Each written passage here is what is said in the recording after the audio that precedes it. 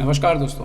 Tata Steel Masters chess tournament में तो भारत के विदित गुजराती जो है शानदार प्रदर्शन कर ही रहे हैं, लेकिन चैलेंजर वर्ग में सिक्का चल रहा है भारत के अर्जुन एरगासी का। 5 राउंड के बाद अर्जुन एरगासी 4.5 अंक बना करके एकल बढ़त पर चल रहे हैं। तो 5 अंक के बाद जो पोजीशन है 5 राउंड के बाद आप देख सकते हैं अर्जुन 4.5 पर हैं, जबकि उनके जो नज़दीकी प्रतिद्वंदी हैं, चाहे वो सूर्य शेखर गांगुली हो, रिनाथ हो या थाईदाई हो, वो सब के सब 3.5 अंकों पर खेल रहे हैं।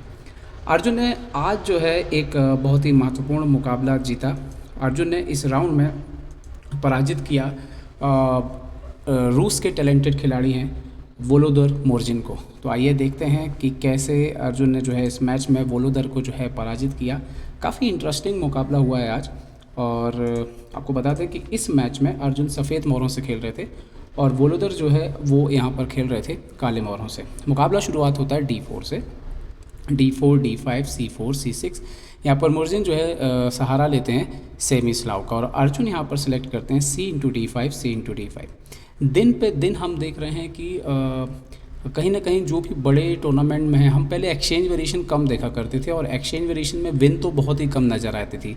ऐसा माना जाता था कि जो भी एक्सचेंज वेरिएशन खेलता है वो सेफ और ड्रॉ खेलना चाहता है, लेकिन अब पिछले कुछ समय से जो है इस पर लगातार काम हो रहा है। चाहे वो हम देखें कि QGD का एक्सचेंज वेरिएशन हो, चाहे सेमिस्लाव का एक्सचेंज वेरिएशन हो, और काफ़ी अच्छी जीत जो है खिलाड़ी दर्ज कर रहे हैं। तो ये दिखाता है कि कैसे तकनीक जो है धीरे धीरे खेल का जो एक अंदाज़ है उसको, ओपनिंग के अंदाज को बदल रही है। Okay, night C3, E6, bishop F4 line यहाँ पर जो है अर्जुन चुनते हैं और यहाँ पर वोलोदर जवाब देते हैं बिशप D6 के साथ। अब यहाँ पर मोस्ट ऑफ द लाइन जो है वो है बिशप × D6 जो मेन लाइन है, बट अर्जुन यहाँ पर समझ रहे हैं कि सेमिस्लाव अपोनेंट ने खेला और उसको आप धीरे धीरे ओपनिंग से बाहर लेके जा रहे हो। जो भी सेमिस्लाव खेल रहा है वो डेफिनेटली मेन लाइन जो है वो तैयार करके आया हुआ है। तो आपने पहले तो उसको C × D5 मार के एक्सचेंज वेरिएशन करके थोड़ा सा साइड लाइन किया और उसके बाद आप जब ये बिशप G3 यहाँ पे चुनते हैं, जैसा कि आप लोग को याद होगा कि लंदन सिस्टम वगैरह में होता है, अर्जुन ने वो कॉन्सेप्ट यहाँ पे यूज़ किया। Okay, night C6, E3, night F6, यहाँ पर bishop D3। So now black decide करता है bishop × G3। Okay, H × G3। और यहाँ पर जितने भी कुछ गिने चुने मैच है, ज़्यादा मैच आप जाओगे डाटाबेस में तो 5-6 गेम ही मिलेंगे।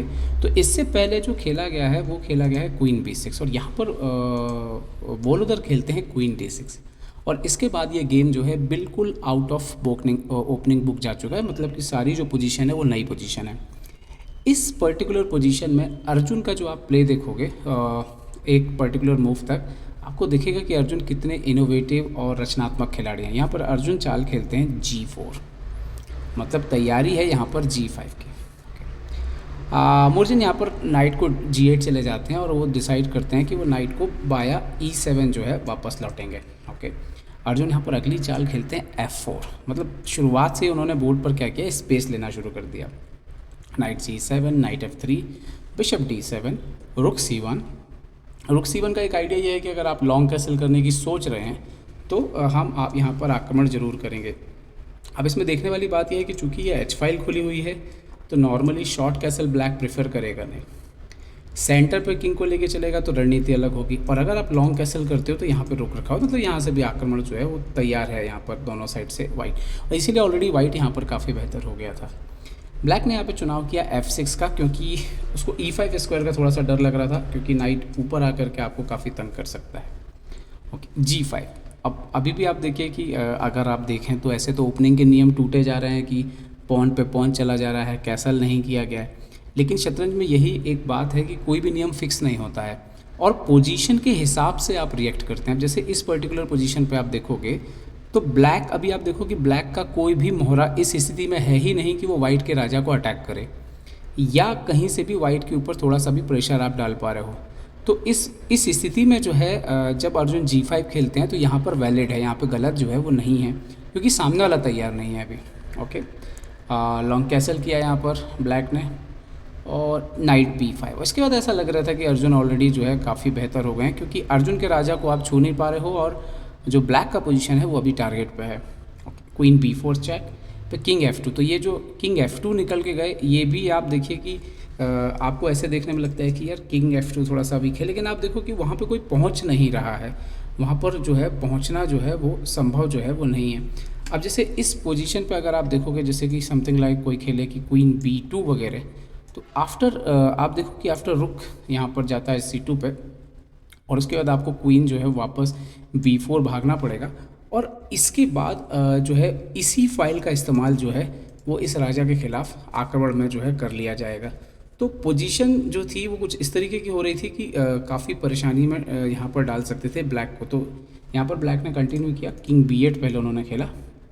नाउ यहाँ पर A3, वही आइडिया वही है अभी भी कि आपको मारना हो तो मारिए, बट यहाँ पर और इवन इस बार तो जो है वो ट्रैप होने हो जाएगा क्वीन।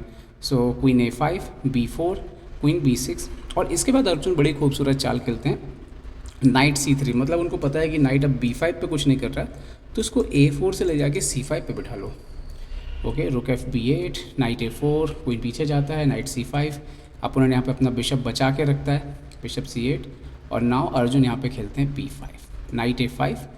और ये शायद वो बोर्ड का मोमेंट था जहाँ पर अर्जुन के लिए भी डिसाइड करना मुश्किल होता है कि गेम में कैसे कंटिन्यू करेंगे। एनालिसिस पे क्वीन C2 एक अच्छा मूव दिखता है, लेकिन अर्जुन यहाँ पे बहुत ही इंटरेस्टिंग मूव खेलते हैं, किंग G1। अब किंग G1 के पीछे एक प्रोफिलैक्सिस भी है, क्योंकि सामने वाले का हाथी इस लाइन पर रखा है, तो आप हटा लो तो अच्छा ही है। और दूसरा, अर्जुन ने इससे ये क्लियर कर दिया है कि ये जो ये हाथी है ये कहीं ना कहीं इस फाइल के थ्रू जो है कभी ना कभी कहीं ना कहीं से जब भी मौका मिलेगा, जहाँ से अभी तो फाइल क्लोज मतलब जगह बंद है, यहाँ से इस्तेमाल जो है वो होगा। नाइट F5 यहाँ पर, सो क्वीन E1, और इनडायरेक्टली जो है इस घोड़े पे भी नज़र डाली हुई है, और इस मतलब बोर्ड के दोनों हिस्सों पे खेलने के लिए क्वीन तैयार है। H5 यहाँ पे ब्लैक खेलता है। नाउ अर्जुन यहाँ पे खेलते हैं G F6 और नाइट H4। यहाँ पर अर्जुन शायद इस चीज़ को लेकर के निश्चिंत थे कि एंड गेम जो है अगर वो वोलोदर से खेलते हैं तो वो उनसे बेहतर रहेंगे, क्योंकि कई बार इससे पहले देखा गया है कि कई मजबूत खिलाड़ियों के खिलाफ जो है वोलोदर को एंड गेम में थोड़ी सी परेशानी आई, और कहीं ना कहीं ये बात अर्जुन के जहन में थी कि नाइट H4, रुक H4, रुक FG8, और यहाँ पर अर्जुन अभी खेलते हैं रुक C8, डिफेंड करते हुए G2 को भी, सेकंड रैंक को। नाइट C4 यहाँ पर अपोनेंट खेलता है, वैसे भी नाइट पीछे तो जा नहीं रहा था, तो यहाँ पर P into C4, D into C4। अब जब ये बिशप जो पॉन जो है वो C4 पर आ गया था, तो ये क्लियर था कि देर सवेर अर्जुन जो है इस पर टारगेट जो है वो करेंगे। लेकिन हालांकि अपोनेंट के पास, जैसे इन्होंने खेला पहले क्वीन F2, तो इनके अपोनेंट ने खेला B6, now night A6 check. तो ये ऑफर दी अर्जुन ने कि बिशप से मारना हो तो मार दो, क्योंकि मेरा नाइट खतरनाक हो सकता है, बाद में यही नाइट जो है B4 से C6 जा सकता है।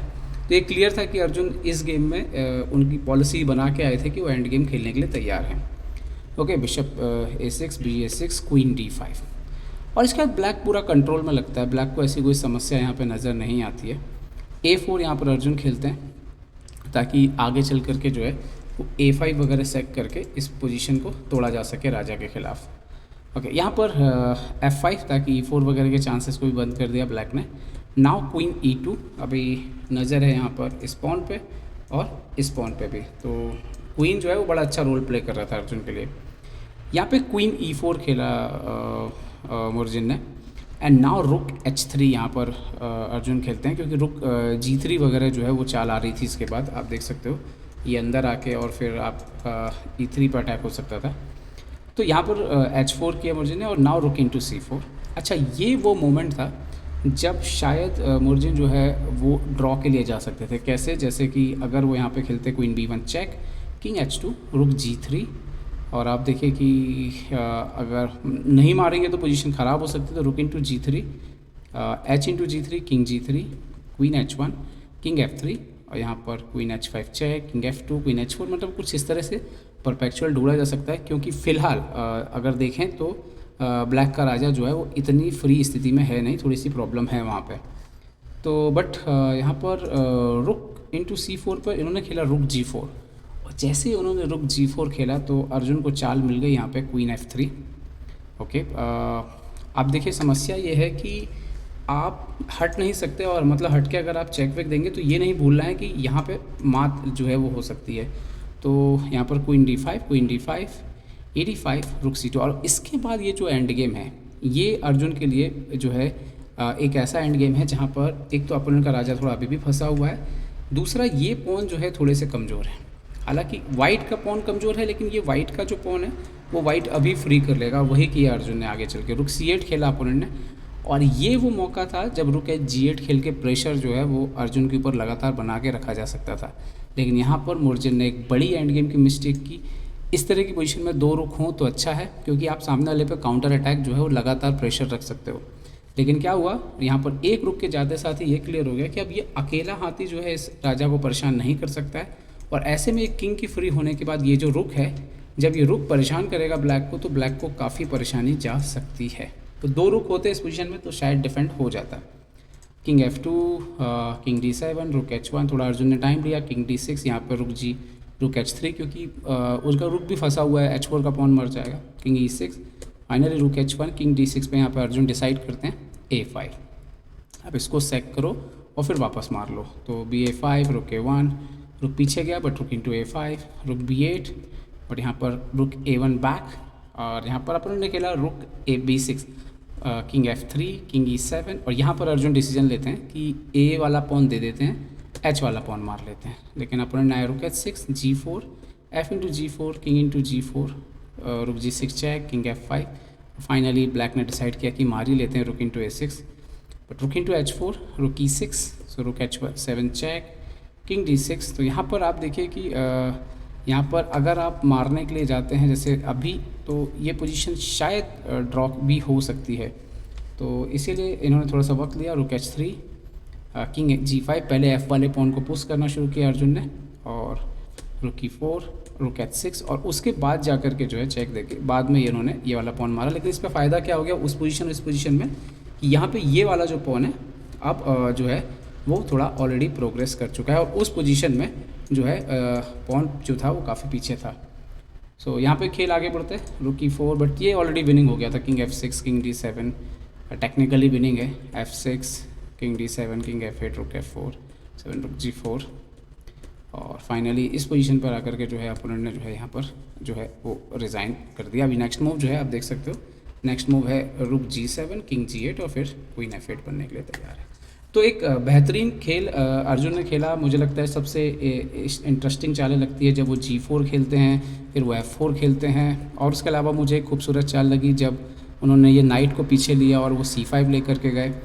तो ये सारी चालें जो है वो दिखाती हैं कि किस तरह से अर्जुन जो है काफ़ी रचनात्मक प्लेयर हैं, और बोर्ड पर जब एकदम नई पोजीशन आती है तो किस तरह से, और एक चीज़ है कि जिस तरह से वो मोर्जिन को एंड गेम में लेकर के गए, ये भी क्लियर था कि अर्जुन की जो भी स्टडी हो रही है, जो भी उनके कोच हों, चाहे वो खुद आनंद जी हों, जो मुझे लगता है कि इस समय आनंद जी ज़रूर अर्जुन के लिए काफ़ी काम कर रहे हैं, हेल्प कर रहे हैं उनको, तो जो भी इनकी टीम है वो काफ़ी अच्छे से स्टडी करके आ रहे हैं। तो मोर्जिन के खिलाफ बिल्कुल क्लियर था अर्जुन को कि बहुत ही एकदम खुल के कोई बहुत ज़्यादा अटैक नहीं है, एंड गेम में भी जाके वो मोर्जिन को हरा सकते हैं, और वही उन्होंने बड़ी ही जो है एक आप कह सकते हैं कि बिल्कुल तरीके से अपने प्लान को जो है उन्हें फलीभूत कर दिया। तो उम्मीद करता हूँ दोस्तों कि ये वीडियो आपको पसंद आया होगा। पसंद आया हो तो लाइक, शेयर और सब्सक्राइब करना ना भूलें। देखते रहिए ChessBase India. ChessBase India के लिए मैं निखिलेश जैन।